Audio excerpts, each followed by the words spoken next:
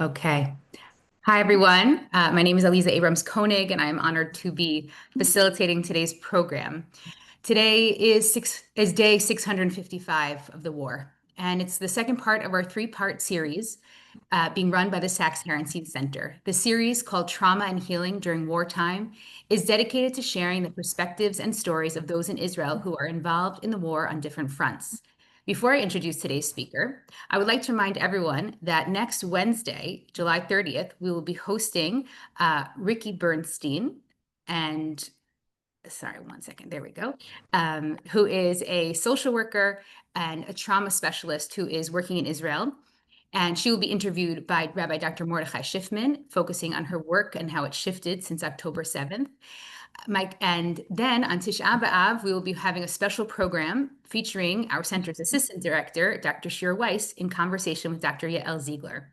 The title of that talk is From Ancient Anguish to Modern Hope, the Enduring Message of Lamentations. We hope to see you at both of those programs.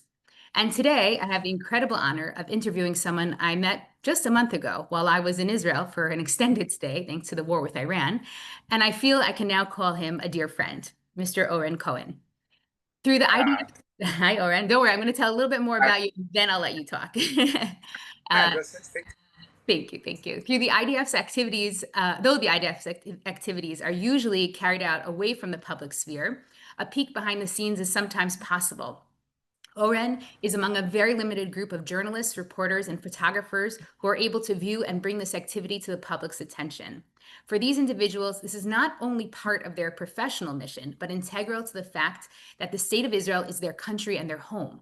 Unlike in other countries where wars often take place in distant arenas, in Israel, journalists are also active players in the struggle. They and their children serve in the army, and the next rocket that falls could hit their loved ones and their home. Oren succeeds in bridging this inherent tension between being Israeli and being a journalist with professionalism, sensitivity, and talent. He conveys the true story of the IDF, its soldiers, and its wars, the story behind the words Israeli security. As a result, Oren was granted exceptional access to many units and operations, including those that are usually not open to the public. Today, we will be able to see some of those photos that he has taken since October 7th. And I do want to give a quick heads up that there are a few that are a bit on the graphic side. And if you feel you need to turn off your screen, please do so. Yesterday, Oren and I had scheduled some time to speak to review the pictures he would be sharing today. And by 5:30 in the afternoon, I hadn't heard from Oren, and knowing that it was 12:30 at night, I decided to send him a voice note to check in. And he immediately responded, despite my thinking it was a late hour. Sorry, Lisa, I'm just on my way back from Gaza. I've been there the whole day. And my immediate reaction is, how is that his normal, right? That he is just spending another day in Gaza because that's what's needed of him. And my normal involves dropping my kids off at day camp. And today we're going to hear about how Oren's normal is his daily life. So let me first bring Oren onto the screen. Oren, thank you so much for joining us. We're so excited to hear from you. Thank you so much for inviting me. It's a big honor for me. And I will take this opportunity to thank all of you because we're fighting here in Israel, but without all of you that we know the support and, your care and your thought and your pray and your care to come into Israel and support us. This is what give us the motivation to do what we do, and we know that we're not alone. So this is something that every time that if you're coming down to Israel, people will come in the street and will say, thank you for coming, thank you for, even without to know you. So for me, not as a photographer, as a citizen, I just want to say thank you for all what you're doing, and for me, I'm so appreciated. Thank you. On behalf of American Jewelry, thank you. So I just want, yeah, sorry. Go ahead. I just want to say, of course, I will share with you all the experience since October 7 and a bit before. And of course, if you have any question, you don't need to wait to the end. You can ask, feel comfortable. And it's very open. I mean, you don't need to be shy to ask easy question or a hard question. And I just want to share with you some experience because you just mentioned yesterday. So yesterday, I went to Jabalia, it's and Bet Hanun. This is two villages that up north in Gaza Strip. Most of them destroyed, and we just walk into. I mean, nothing left. But the thing is, everything is left because everything is built under the ground. So you see empty building, and you walk in room by room, floor by floor. It's everything is empty, and suddenly someone coming from the ground and surprise you. And then we just spoke in commanders, and I just want to explain to you what is going on in Gaza. When woman going to deliver the baby, she's going to the hospital, that the hospital belong to Hamas. Everything is sponsored by Hamas slash Iran slash Qatar. And of course, I'm not talking about politics. I don't care about politics. I just want to tell you how things work. So she's going to first, before they deliver the baby, she's going to the doctor. The doctor working for Hamas because he gets salary from Hamas. Then she got delivered the baby. The stripe that they put on the hand, when the baby just born, so they put the stripe. The stripe is green. All right, the stripe is green because Hamas sponsor the hospital. And then after a few months, they're going for the first daycare. But the daycare is sponsored by Hamas.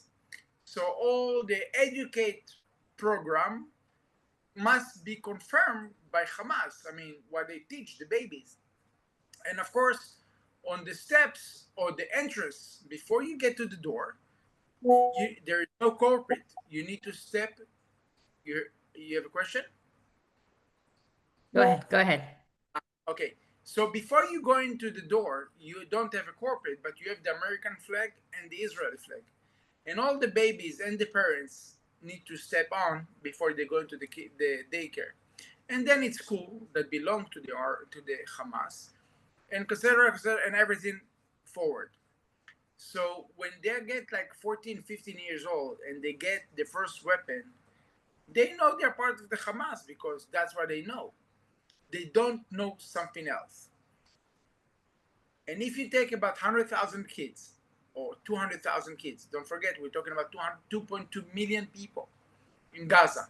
Just at since October 7, they've new 60,000 babies. All right? We're talking about 60,000 new babies since October 7. So those kids, they don't have nothing to do. They've been hired by Hamas. And this says for 20 shekel a day, it's like $5 a day. Dig for us a tunnel. So every day those kids dig in 3, 4, 5 feet. They dig in the sand. So because it's a coastline, so it's easy. And every day they get $5, $5. So what's happened now after 20 years, they have tunnels that they are longer and bigger than the subway system in Manhattan.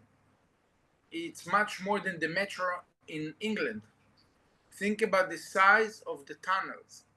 And you go in floor by the tunnels. You have the first tunnel is 10 feet, then is 50 feet, and then is 100 feet. So even if you find the first one, you don't know what is the second one. And if you have hostages on the third. So it's make it very, very, very, very complicated. I want to say that Israel is the IDF. And I did last year 398 days, and this year I'm already almost 58 days. And I must say I'm very proud of all those soldiers, the way that they behave with all the values, respect, care. They will, if I know whatever you hear in the news, so please know the IDF soldier, they are more than amazing.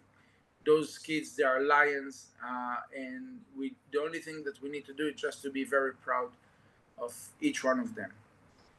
I want to take you back to October 7, a bit before. So as you mentioned, I'm working for the IDF. I document for the IDF, and I'm working for many magazines in Israel. And I'm also one of the main photographers for the biggest newspaper in Israel. It's called Israel Hayom, Israel Today. Um, and for years, I document stories. And I remember on 2006, I started to document the first election for Hamas in east of Jerusalem. And when I was very young, photojournalist, and no one was care about it. Everyone says, "Who's Hamas? Who care about it?" I thought it's a nice story. I took the first shots of the first election for Hamas east of Jerusalem, but again, it was 2006. No one was care about it, and I just keep the photos. In between, I start to work with a lot of delegations that come into Israel, mission, family, bar mitzvah trip, family trip, everywhere. And I saw that the passion for the IDF, and I decided, all right, I will start to take photos of the soldier, the IDF, and my goal is to make very powerful photos, no politics, no conflict, just to show the beauty of the IDF. And from unit to unit, from Air Force to Ground Forces to Navy, I start to meet a lot of commanders, very high rank. And actually, I got access to many units and clearance to even go for top mission. So then October 7th start. And like everyone in October 7th, it started first time with siren in the center of Israel. I'm living in Modi'in. I'm born and raised in Jerusalem. The siren was all over. So most of the time, every time that Hamas shoot rockets, it was the siren was in Gaza envelope, maybe a bit north like Ashkelon, but not more than that. But on October 7 at 6:29, the siren was up to Haifa. So actually, all the country was wake up, and then suddenly, all right, everyone says, again. But we know 2-3 days and it's over. But very quick, we understood that it's coming to be very big. I even remember that many of my friends was in Israel because it's Sukkot, and I called to check how are they, and I told them, listen, leave the hotel now, go to the airport, take any flight that you can, but the airport will be shut down in about 2-3 hours. So, and actually that's what's happened. We start the war, but we start the most terrible war and evil, and because we didn't fight with enemy, we fight with monster, and second we will talk about it. So like everyone in October 7 start to get some calls, people try to get information. Don't forget they cut all the communication.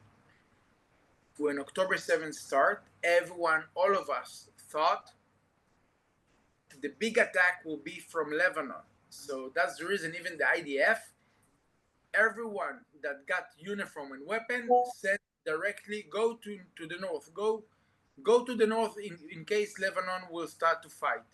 If Hezbollah will start. No one even thought about Gaza that they're already in Israel. All right, we thought, all right, they're shooting rockets, but no one understood they are already in Israel.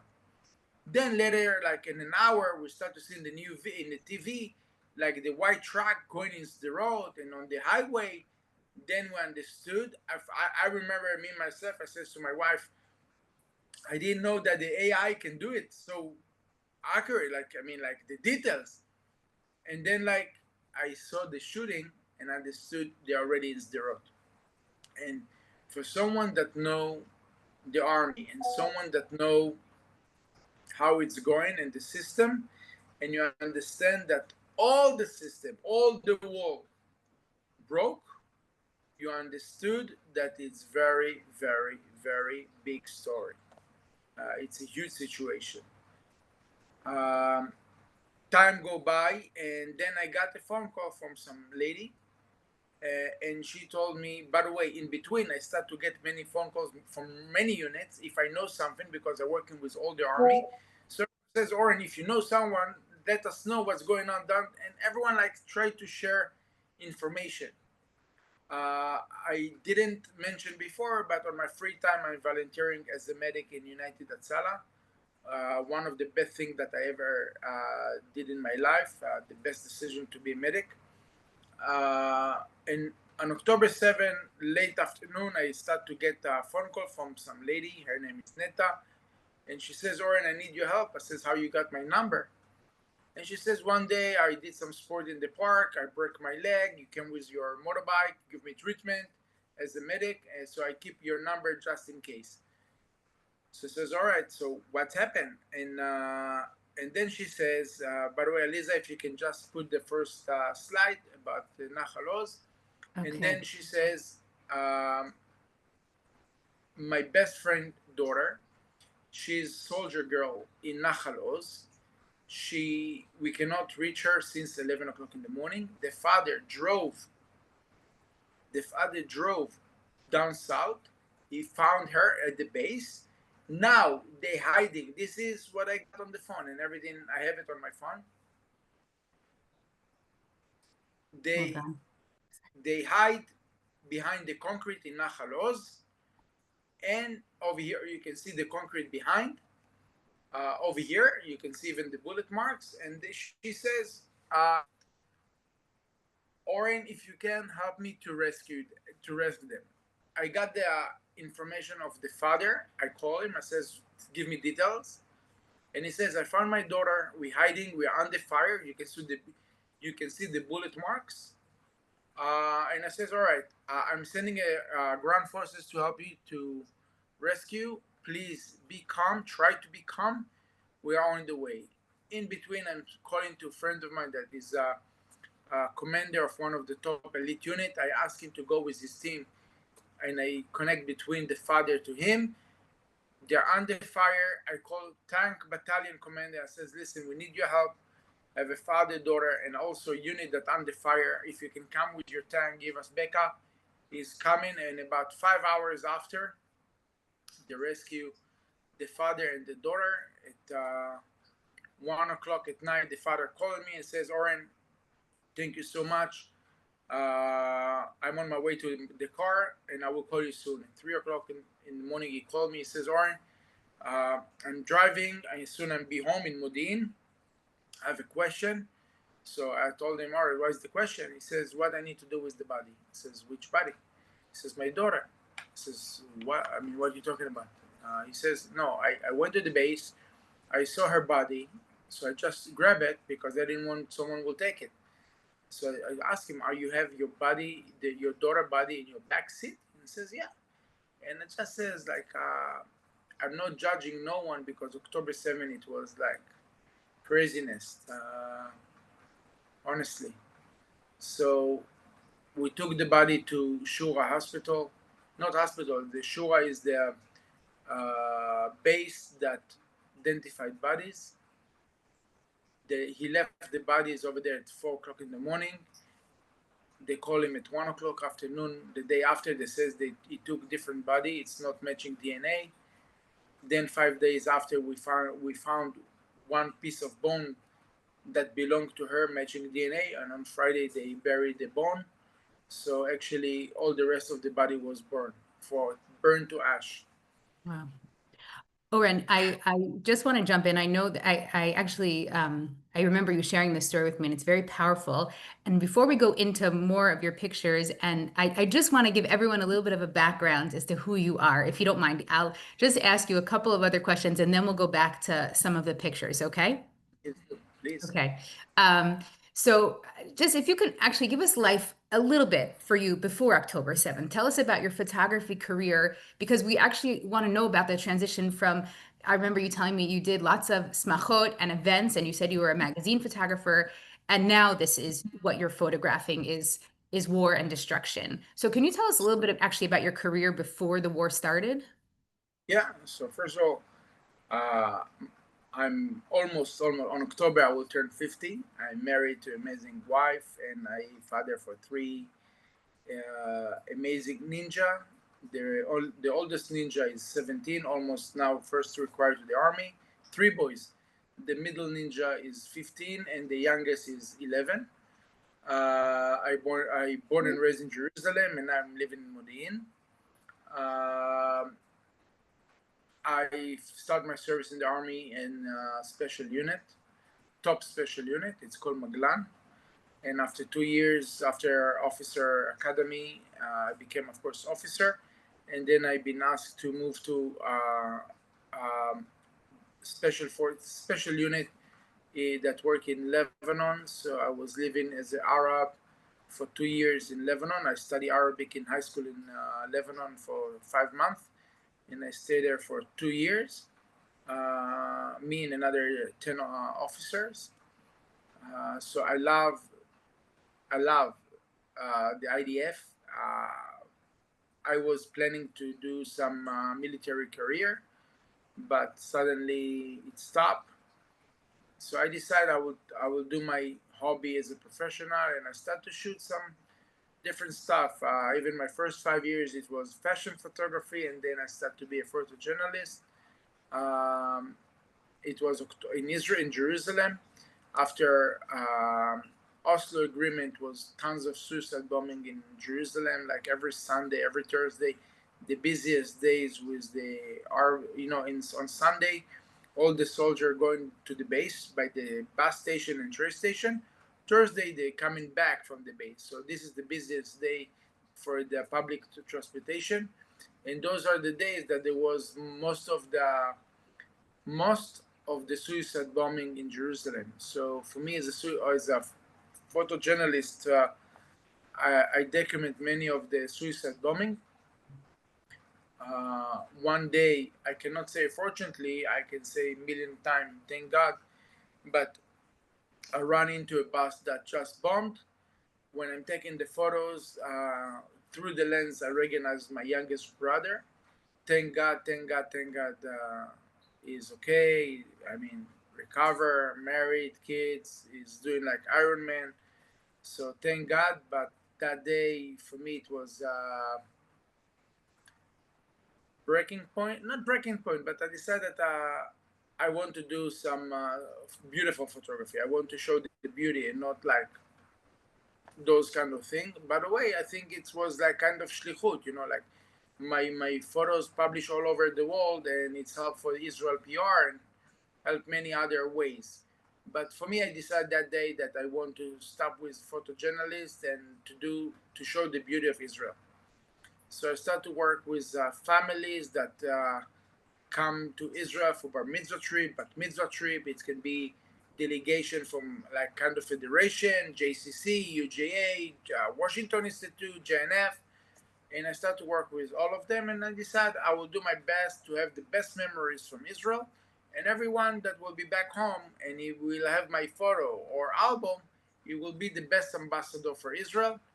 And this is my mission now. Few years ago, when I saw my all my archive with the IDF, it's huge, and I got access to very exclusive stuff. I published my photography book. By the way, we will be happy to share it with you, a link for that if you want to see it. In next week will be published my second book on October 7th. But so the last few years I did a lot of military stuff, but my main work, what I'm doing for living, is the mission and families that come in to travel in Israel. So what I'm doing in the army is full volunteering, unpaid and unprofit, and what I'm doing for living. So if someone, by the way, come into Israel and they need a photographer, I'm here. All right. So I will be happy to work with each one of you. So then October 7th starts. So all of us been called to the army, 300,000 people to the army. And that's what I'm doing since October 7th. There is no tourists coming. There is no work because many of the things even not working, even if you want to work.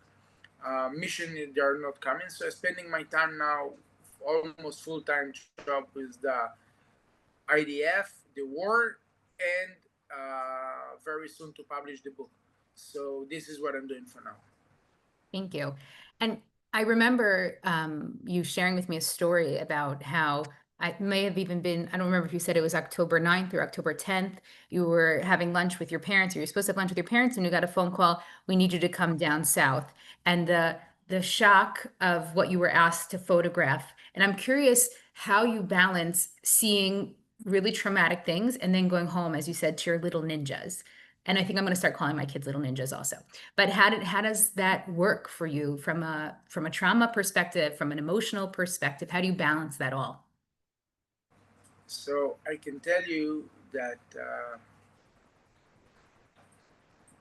the difference with this war than the other, that the country is in PTSD.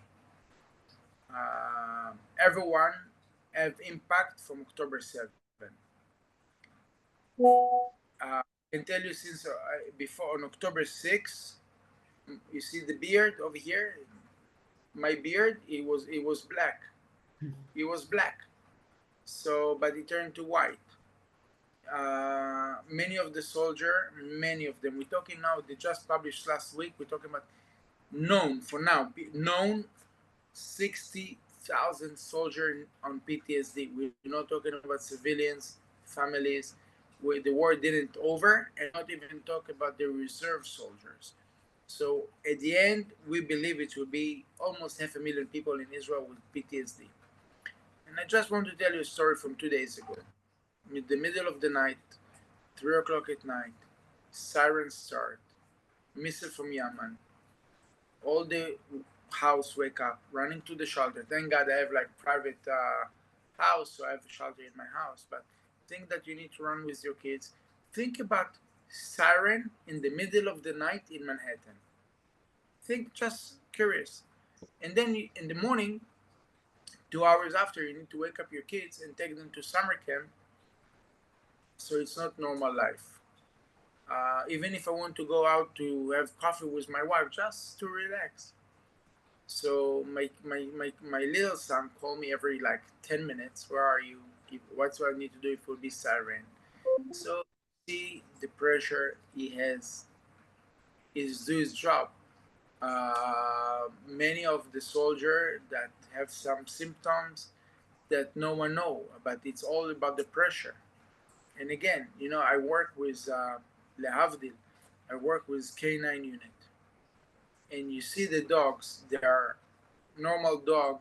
It will live between 12 to 15 years. The Belgian Shepherd, active dog, will work. I mean, it will live like 9 to 10. Now the dogs in Gaza, because it's so intense and pressure and stress, they hold until 5, 6. I mean, they're living more, but on 5, 6 they quit because they're not effective anymore. So the impact, it's for everyone, and also don't forget, so many people that died. I mean, like I just maybe half an hour ago, before I finished meeting with one of the commander in the unit, one of the unit that I was shooting with them, and suddenly I found out two of the soldiers that document on my camera died in the war. So it's like it's everywhere, and I think it will take years to healing. By the way, my generation, we always were thinking about Yom Kippur War, and you're thinking about 50 years, how they surprise us. And every year, when they before Yom Kippur coming, and they teach you in school about Yom Kippur and the surprise and the damage and how many people die, and it says how it's happened. And now in our generation, we have October 7th that is 10 times worse because, in Yom Kippur, they didn't have the intelligence and nothing. And now they did it and they slaughter so many people. By the way, in Yom Kippur, there is no civilians that die. No one. The only people that die, killed, is soldier, but there is no civilians that killed. on October 7th, they slaughter everyone. So again, and this is the time to say, because I know many of the people in the States and all over so much support soldier and PTSD and program. And again, we know we're not alone. So again, it will take years to heal, but I believe we're very strong to get it over. So why don't we talk now? Let's show a few pictures of the first things you saw when you went down to Otef Aza on, was it October 8th that you went down the first time, or the 9th? I went on October 8th on 4:30 in the morning, like almost 20 hours after. Okay, so this So you picture, can. yes, I'm going to show now. One second. Sorry, everybody. Switching screens is always challenging. Okay. Okay, so this is the beginning, the one that we rescued the father and the daughter. And over here, this is the main war. This is the main road. It's called Road 232. Main road down south. The name changed to the Death Road because all the road was, hundred of bodies. This is a family that tried to escape, and they just shoot all the family. From the other side, you can see the babies and the kids. Over here is the parents, but you can continue for the next one. Uh, and you can see each one of the soldiers. They came with so much ammunition. This is like kind of RPG to break a metal door, safety room, or shooting on a bus. On the green box, you can see a box of 12 grenade. So actually, they came very, very armed as a platoon. By the way, they was on the way. This car specifically was on the way to Tel Aviv. Inside the car was the map about the American embassy and all the Yarkon Street. They plan to stand on the coastline on the beach and shoot everyone. This is just we just drove and collect bodies. Every 50 feet another car, another bodies, and daily you just put one body, one person wounded in this car. But over here we put like 15, 20 bodies one by the other just to evacuate everyone. Wow. So And this is the easy photos. Over here, this is one of the motorbike that the terrorists came. You can see the flip flops. You can see this is they just drove from Gaza to Israel. No one stopped them. right. Is this the other side of the car? This is the family that you just showed us, Yeah, exactly. So you can see exactly. the stroller. Wow. So tell us, this is the view from where to So Gaza? this one, when I get to Kfar Aza, Mhm. as you see, the soldier was not there yet. At the back, you can see already Gaza, Sajaya, and actually from there they run by walk. They came, break the gate, and get into the kibbutz.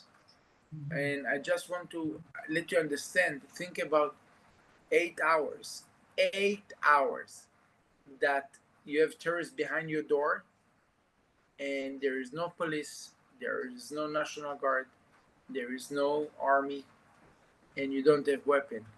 Think about the situation as a mother, or as a father, or as just a kid that need rescue. And one of the story in Nahal Oz, they have dorms for student. Um, One of the student, it's a building 3 floor. Every floor they have 2 apartment, like dorms. So the first floor have a student that is Orthodox, so very religious and tzitzit and everything. So they came to his house, kill him. Came to the second floor, kill everyone. On the third floor, they drop a grenade.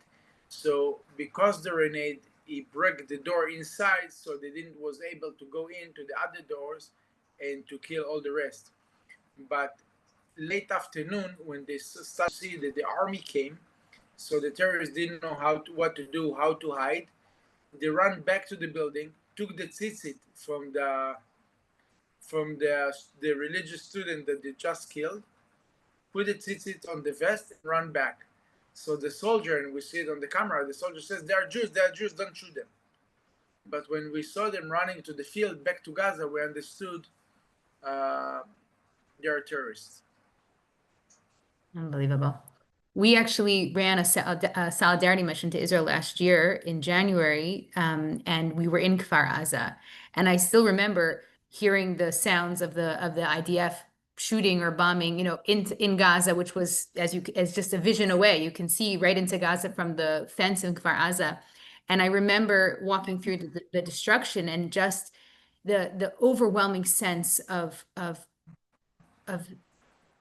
there wasn't even a word. I remember thinking when you see the number of bullet holes that are in a building and the absolute destruction, just thinking it was just crazy. It was just crazy there because there was no stopping. It was just such a barrage in a malicious, sickening way, unfortunately. And it's just to see Kfar Aza, how close, for people to understand how close Gaza was to it. It's just unbelievable. If you haven't been down to the south, this is what it's like. You could see into each other's backyards, essentially. I can tell you, I know many people from Kfar Aza. I know many people from Kfar Aza. 20 years ago, that when it was good relationship, they didn't went to the market in like Machne Yehuda in Jerusalem or in Tel Aviv. They went to the market in Sajia. The judge drove with the car, bought some fruit and vegetable or toys for the kids, and came back to Israel. Or think about the situation. And now they came and they just murder, kill, and slaughter everyone. So, and also don't forget all those people from Gaza work. You can see the ugly culture, the field, that they are working with them. But all those employees that came daily to work, those are the terrorists, by the way, undercover, that they marked the houses and they knew every house, how many people living there, if they're armed, if they have a dog, if it will bark or not, if they have a car that they can escape with. They knew everything. By years, they get so much information. They knew how to open the gate. They knew if they have patrol. They knew everything. So again, that's what make it very angry. So then we get from the gate, and then the next slide, it's already one of the houses inside. I cropped the photo because I didn't want you to see the bodies, but you can see this is the living room, the next shot.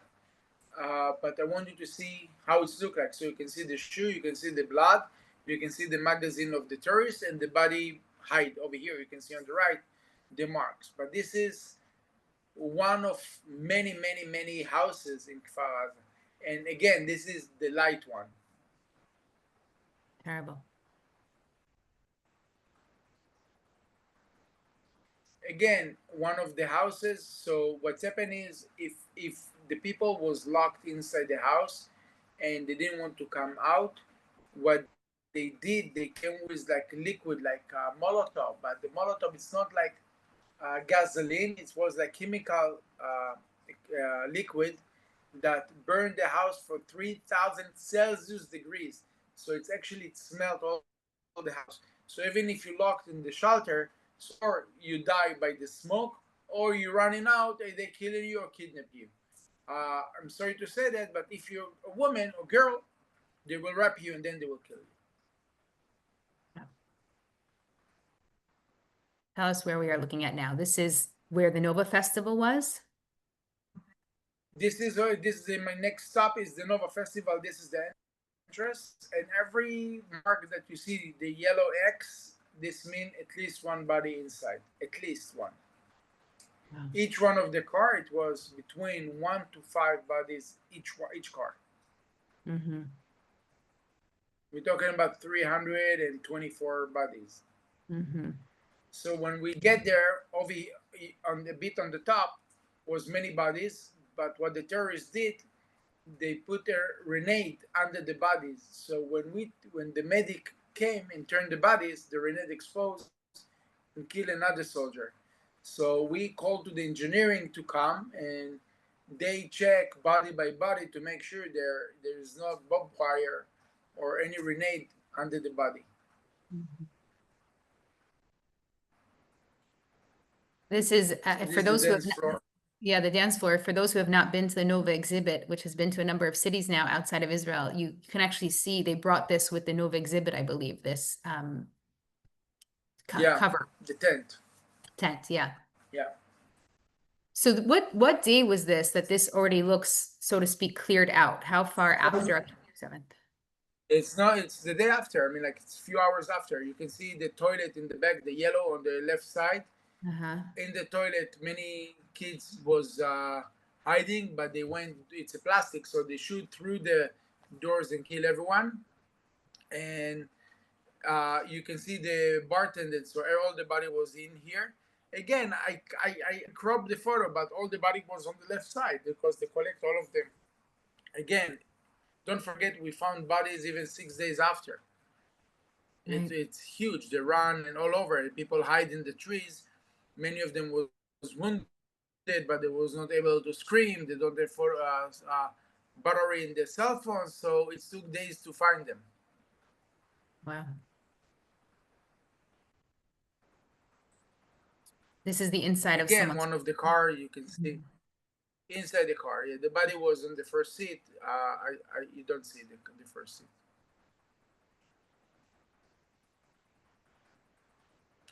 This one is a girl that she's very known. She has a badly autism and she's in wheelchair. But everyone in Israel know her because her father took her for any party. It's like he was one of a kind. Every big festival, the first invitation was for them, and they have like they let them use the car for the girl because a big wheelchair, like with the engine and everything.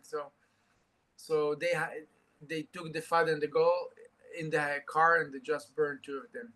So the body was inside with the I wheelchair remember. and everything. I remember the pictures of them from Nova, seeing the father. I know exactly who you're speaking about. Yeah, the father and the daughter. Again, this is still, you see everything is like, even the tent, everything is over there. You can see on the right like girl with leopard pants, but she looking for the friend, maybe someone left behind. But again, people came to find the brother, the sister, the cousin, the friend, everyone. I mean, like it was a big chaos. Over here was the bodies. You can see everything. Now over here we mark everyone. I mean the medics marked. On the left side you can see the cars in the yellow toilets. Every toilet was few bodies inside, and over here in the tent was 240 bodies. Wow. I just want to tell you a number. If you compare the numbers of the people that killed in Israel on October 7th, and you may compare it to the states, the numbers. So it's about twice Madison Square Garden full of seats, full of bodies. This is comparing the numbers. So I wanted to, on September 11, it was 2,996 people killed. And now if I compare the number, we're talking about 70,000. So think about the numbers. Crazy. Over here, this is the first, yeah. Go Sorry. ahead. I just want to say we have about 10 minutes left, so I want to move through the pictures a little bit quickly, if that's okay. And I have some other questions. Okay, so go ahead. so this is already Be'eri. This is already the gate, and this is the gate of Be'eri. Of course, the first respond car that came, they kill and burn everyone, and get control on the gate and make ambush for all the soldiers that came after that. So let's continue a bit faster, and then it will be. This is one of the bike that they drove into the kibbutzim, and from here just kill everyone. Again, this is the marks. How you see every house, they just shoot a lot. This is Ronnie. If we're talking about PTSD, so he's the top story that I know, the terrorist came to his house, and he has 4 girls. He locked everyone in the door in the shelter. And long story short, he says after 6 hours he was wounded in the shoulder and the arm. He lost so much blood, and he says to his wife, "Listen, I cannot hold the door anymore. So I'm going to kill you first. Then I will kill the girls, and then I will suicide." And the terrorist behind the door.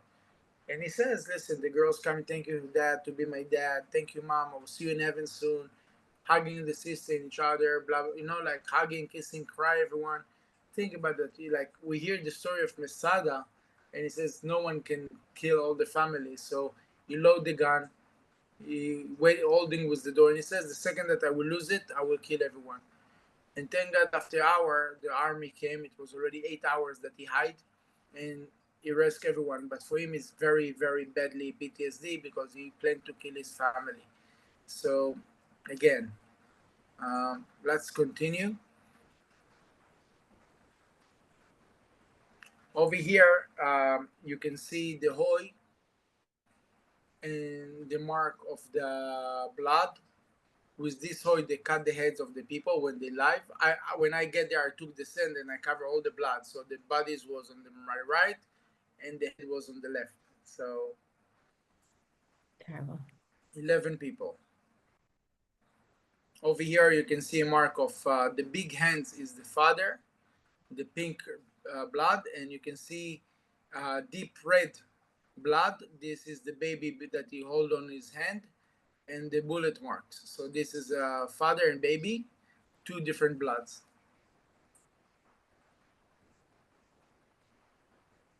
This is all the family that killed. This is in the house. This is still in Be'eri or? No, in Nachalo, in Iroz.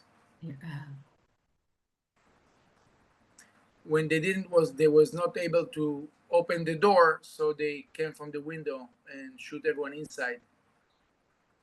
You can see the kids making Chanukia and everything. You see on the window, kids painting. And over here, the next one you can see already in Nachalos.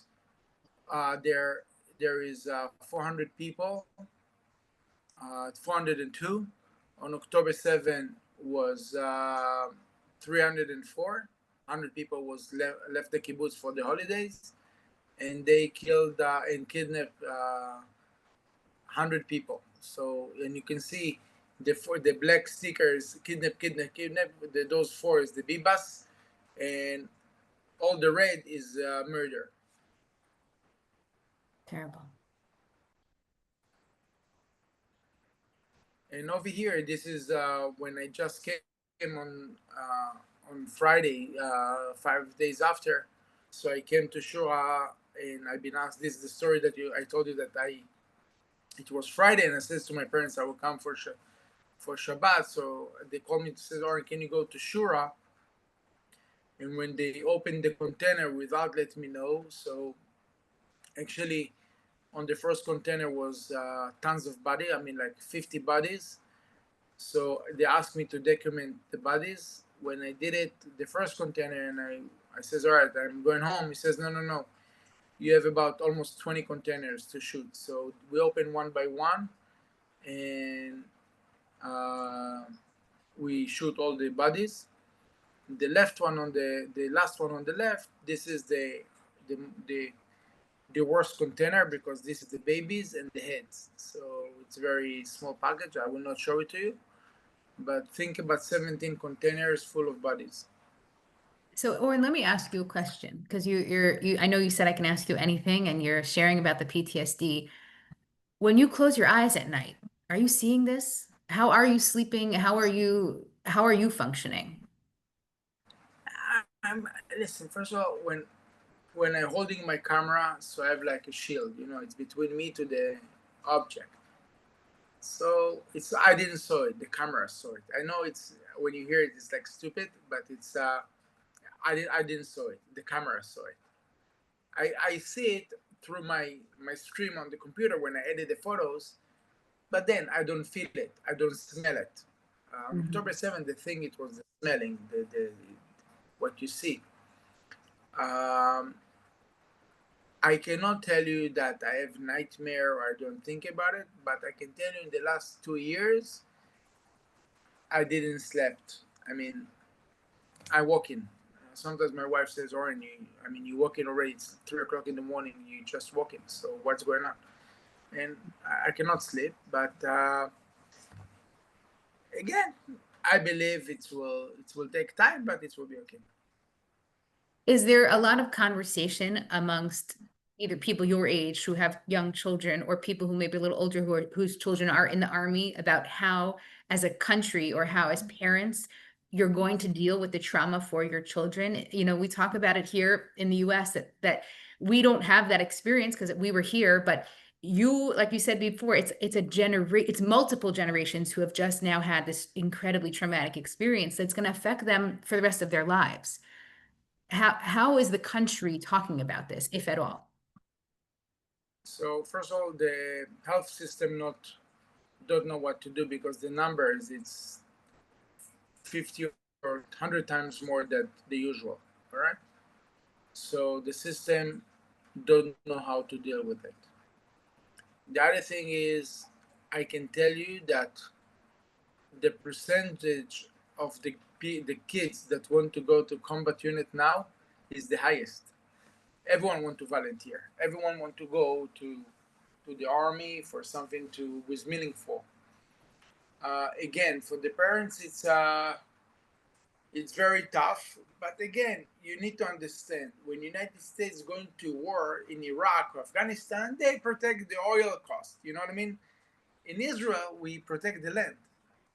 We don't have any other country. You living in New York, but your house is here. Ask Bobby. But I just says your house is here. Your heart is here. If we will not protect the country, no one will do it for us. No one. And people want to do it. Again, this is what we have the army. So it's hard. And again, we cannot do it alone, but we do the best that we can. Thank you. Okay, let's go through just a few more pictures in these last few minutes together. Okay, this is inside the container. You can do it quick. It's a bit tough. Yeah. Okay. So think about 20 containers like those.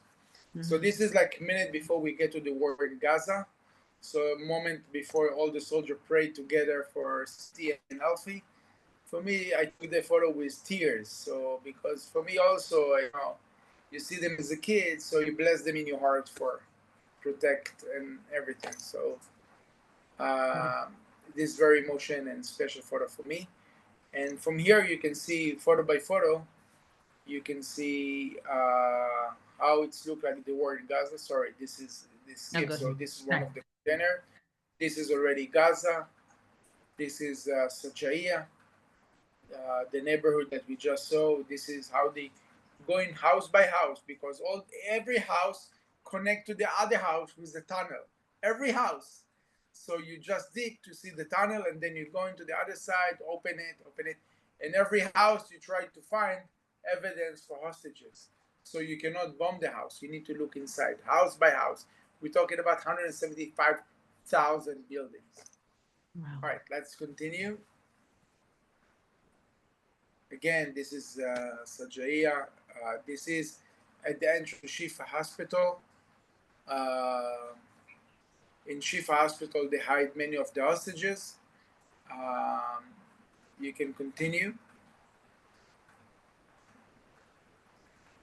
Again, this is the government offices. We found here so many documents that connect to Iran and Qatar that sponsor everything.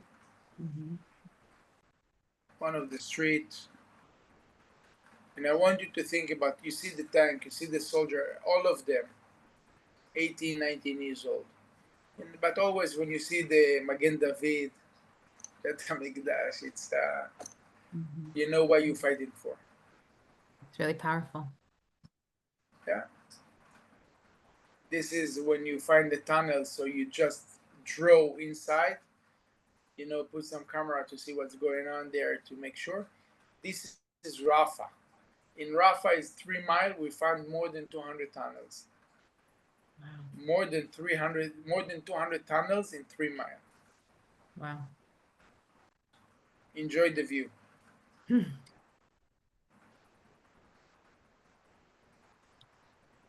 Early morning in Gaza. I'm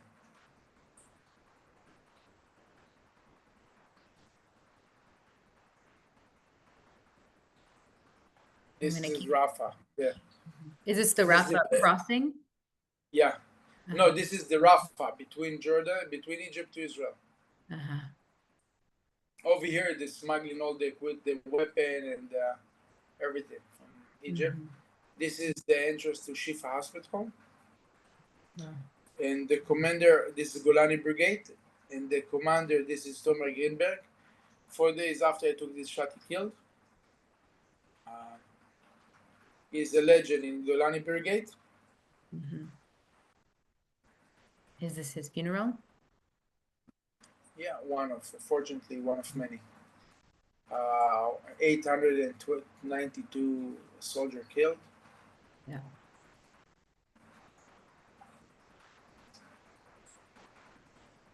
This is the one that make the bricks with the names for the Hall of Memory. Where is that located? On Herzl or somewhere else? Our Herzl. He's in Jerusalem, and the Hall of Names in Mount Herzl over here. Let's see. Unfortunately, now all the empty bricks already full. Mm-hmm. This is our last picture. Tell us about this image.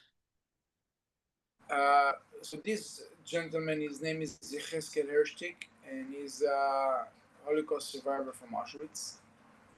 And this one specifically photo, I think, in my career, this is the most meaningful photo that I took, because everyone has a bad day, good day, we're angry, we're tired, we are, like we're in business, or you have better day or bad day, but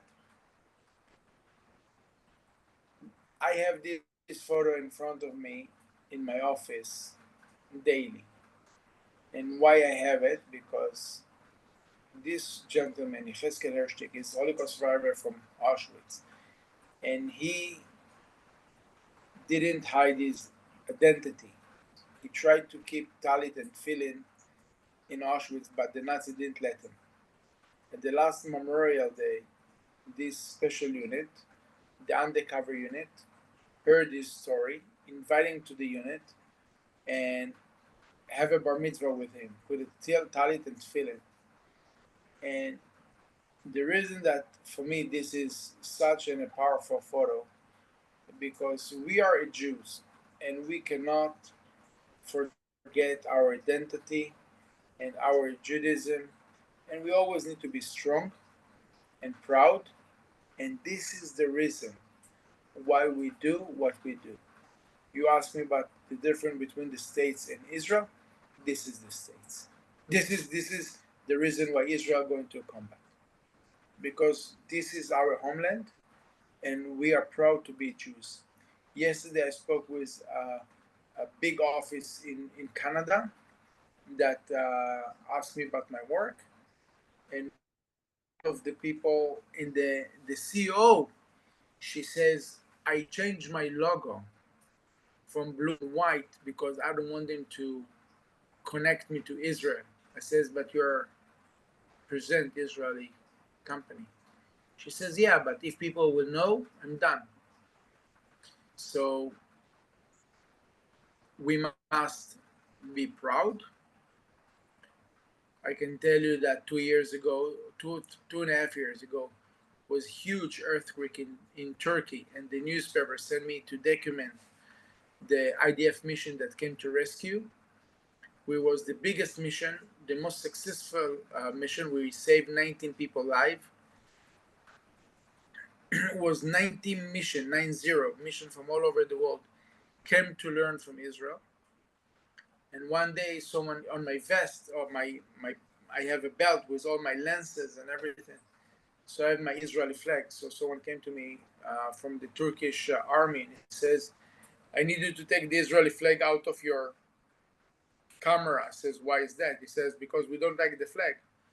So I says, I'm here for Israel. I'm not here for Turkey. I don't care about you. He says, I'm not allowed you. So I went to my bag. I took a big flag and I put it on my bag. And I says, we are here for Israel. I don't care if all of you, I don't care, none of you. We're here to help. If you don't want it, it's your issues. But I'm here for Israel, not for Turkey. So I just say, Israel is now. I wish to everyone to wake up. I saw a video from Park Avenue last week. They're already working as a shara, like hitting the chest, kind of tradition by the Muslim religious. And you need to know something about the Muslim. They're working very slow. In Israel, in Gaza, it took 20 years to plan it. In Europe, they're already 20 years moving to Europe, immigrate to Europe. German, France, Britain, United Kingdom, especially in London and all the other, Liverpool, Netherlands, Spain, Portugal, Brussels, Sweden. I mean, many of them already lost identity. They're already also in the States. So you need to wake up before it will be too late. Again, if you're going from New York from Manhattan to Jersey, at the city Patterson, 15 miles away, they changed the name from George Washington Street to Palestine Street. You cannot, they call on the speaker for 5 times a day to come to the mosque. It's by the law in the States. So it just says you need to wake up and don't trust no one, trust yourself and come to Israel. It will be the best. Thank you, Oren. With those really heartfelt words and the images that you shared with us today, I think we've all seen and heard another perspective on your experience, on the Israeli experience, and it's really important for all of us to see and be reminded. 2 years. It will be October 7th. In October, it'll be 2 years since October 7th. And it's hard to believe it's already 2 years and that it's only been 2 years. And in a way, some things haven't changed at all. And yet, so much has changed. And we appreciate that you shared so personally everything that you said today and that you shared these beautiful pictures with us.